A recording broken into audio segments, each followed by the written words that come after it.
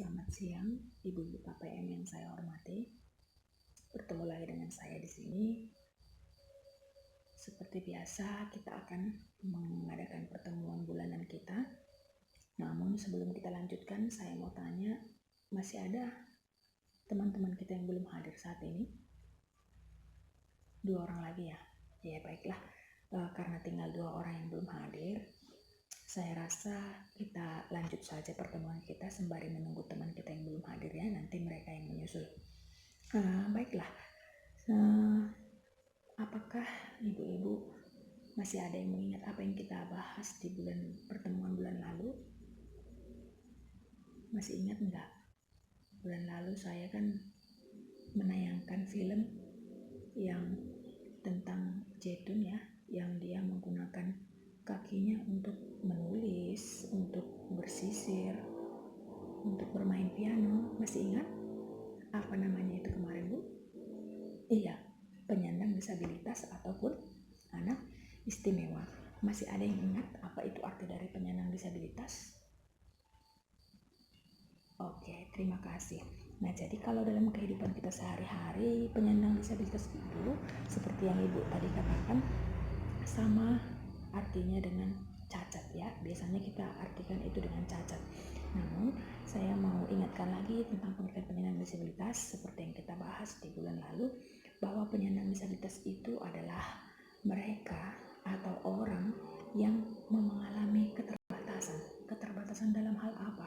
Mereka mengalami keterbatasan secara fisik, secara psikis atau kejiwaan, secara intelektual, secara mental, dan secara sensorik, di mana semua keterbatasan mereka itu mengakibatkan mereka mengalami kesulitan untuk melakukan hal-hal yang bisa dilakukan oleh manusia normal. Dan keterbatasan itu juga yang mengakibatkan mereka sulit untuk berinteraksi dan berpartisipasi seperti manusia normal.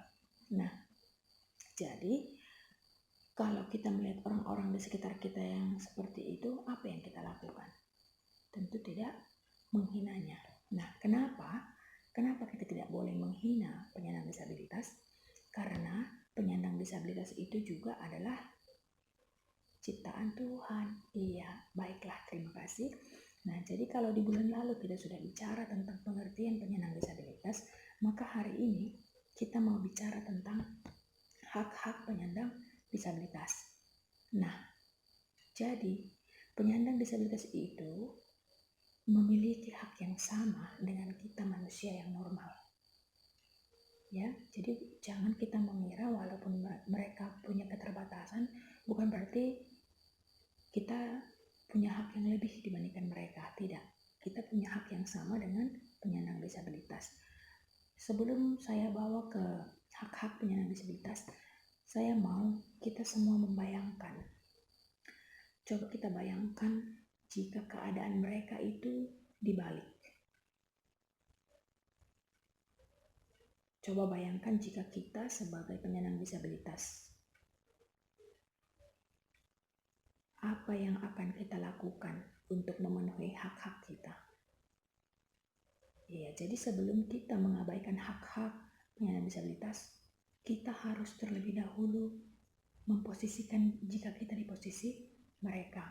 Nah, dari hal tersebut, saya mau bawa kita kepada hak-hak yang dimiliki oleh penyandang disabilitas. Apa hak-hak yang dimiliki oleh penyandang disabilitas? Jadi, mereka punya hak yang sama dengan kita manusia normal. Yang pertama apa haknya? Yaitu hak untuk hidup. Berarti kalau dia hak untuk hidup ini, berarti mereka berhak untuk mendapatkan makanan bergizi, berhak untuk mendapatkan pelayanan kesehatan.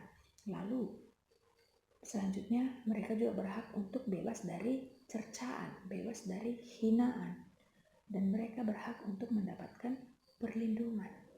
Oke, mereka juga berhak mendapatkan perlakuan hukum yang sama. Selanjutnya, mereka juga punya hak untuk bersekolah, punya hak untuk bekerja, punya hak untuk hidup sehat, punya hak untuk beribadah, berolahraga, dan diperlakukan sama dengan orang lain.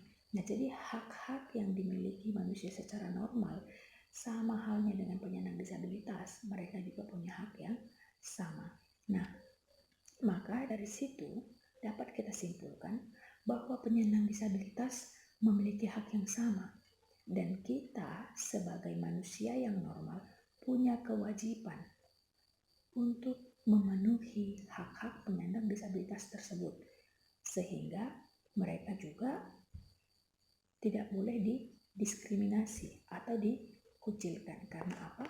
Karena kita punya hak yang sama dengan penyandang disabilitas. Ya, sampai di sini ada yang mau ditanyakan, ibu-ibu? Tidak ada? Ya, kalau tidak ada yang mau ditanyakan, saya rasa sampai di sini pertemuan kita. Nanti kalau ada yang masih malu-malu untuk menyampaikan pendapat hari ini, bisa ditanyakan saya mungkin setelah pertemuan ini, atau bisa di WA ke saya atau di telepon ke saya gitu ya, mana tahu ada yang malu-malu. Oke, ya saya rasa sampai di sini pertemuan kita. Untuk pertemuan selanjutnya kita komunikasikan dengan ketua kelompok nanti ya. Ketua kelompok yang akan mengabari dengan ibu semua.